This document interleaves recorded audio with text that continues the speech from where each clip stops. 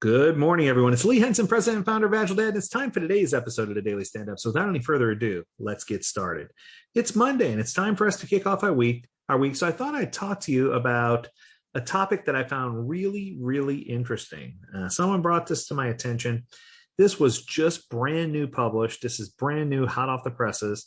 And it talks about, so the subject or the topic is what Bigfoot has in common with Agile transformation. I know what you're thinking. Bigfoot, really?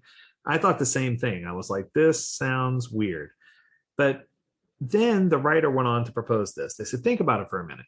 Whether you believe in Bigfoot or not, there are so many people who do. And the vast majority, perhaps all of them, have never even seen Bigfoot, but everybody's heard of Bigfoot. So I think where they're going here is that maybe Agile transformations that are successful are like Bigfoot. I don't know. Let's see where they go. It's part of our common culture.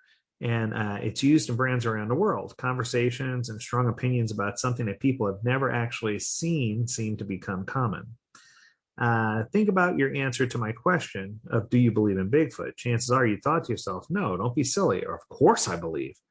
But I would be surprised if anybody who said they believed had any real evidence to support their conviction.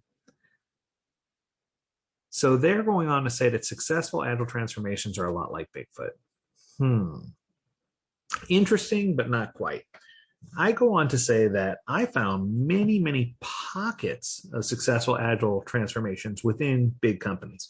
So whether you're talking about Disney or Amazon or Walmart or eBay or any of the big companies, I've seen so many pockets. Dell, I can go on for days. Sonify, 44 of the Fortune 100 companies.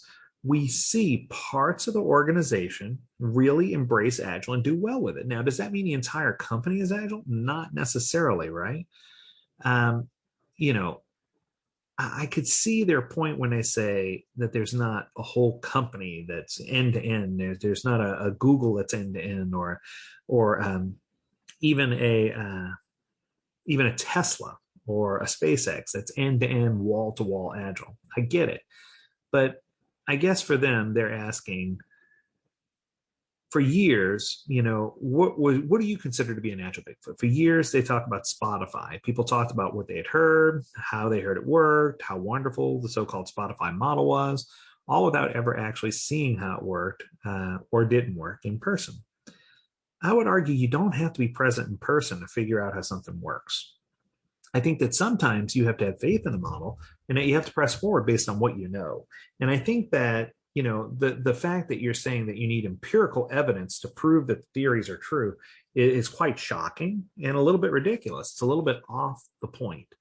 I think that an Agile transformation being compared to a Bigfoot sighting is sort of just, how should I put it, inflammatory. It's a good way to get people to talk about it. Worked for me. But it's the sad truth is that that's not true. I feel like every organization has its wins and its losses when it comes to Agile. I don't feel like you're ever going to have a real Agile Bigfoot, so to speak, where everything works from end to end throughout the entire organization. Small companies, yes. Large companies, not so much. So the trick is you have to really understand why Agile organizations or Agile transformations fail. Now, they give 4 reasons here, and I tend to agree with these. So the first one is poor organizational alignment. Executives and leaders don't necessarily understand what it means to be Agile. They don't understand the alignment or the psychological part that goes behind the changes that need to happen in order for the organization to really embrace Agile and see a top-down acceptance. Process exacerbates some of the dysfunction. Executives recognize that they have alignment problems, and they do, right? So it's just alignment. Sometimes it's being of an open mindset versus in a growth mindset versus a closed mindset or shutdown mindset. You can't have a stale mindset and do this. It requires you to think differently and think outside of the box. Second, they bring up dependencies between teams and value streams. This is a huge one. One of the things I've been talking a lot about is how we can address dependencies from a product ownership perspective before they become dependencies and align the work in such a way that teams can swarm to it. And I think that if we address these issues, dependencies are what kills agility. They're agility giants. They kill everything. And if you're unable to remove the dependencies, you're going to find that it's harder and it's going to take a lot longer to get any kind of gain from your transformation plan. There's always the famous internal resistance to change. The good news is I'm seeing this start to go away, especially with remote settings, right? Uh, in many cases, leaders tend to lend their support and say you have the support of a leadership team. But the problem is that sometimes it's the execution team that needs to support. And I find that sometimes, even often, scrum masters themselves or project managers get in the way of teams who are trying to do this. So I think really, many, many moons ago, we talked about a bottom up approach or a grassroots effort. I think that we need to revisit that and talk about how internal change is adapted and how people can take on environments of psychological safety and how they can get to the point where they can make those changes. And finally, it says a lack of executive buy-in. To systematically overcome structural, procedural, and cultural barriers, it takes culture shift. You need to remove the impediments, and it requires executive support, dollars, time, etc. I agree. But at the same time, I don't think that it's going to cause an entire organization to change just because some executive says, "Beest thou the agile." So I think there's a balance here. So the question is, if Agile succeeds inside of organizations, what makes it succeed? Instead of pointing out that there's no Agile elephants or Agile Bigfoots, as you call them, I think that we need to look at this from a different perspective. I think we need to look at where in the organizations do positive changes happen, and how can these changes be applied outside of technology? I think that's an even bigger question, right?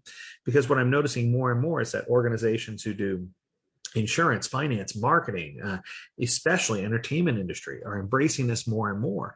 And we're seeing that these changes are really working for them. It's working in sales. It's working outside of technology. So I think that's the area of focus where we need to draw first. And I think that when we do, we'll discover some hints, tips, and tricks that'll help us with that cultural shift necessary in order for the rest of the organization to embrace.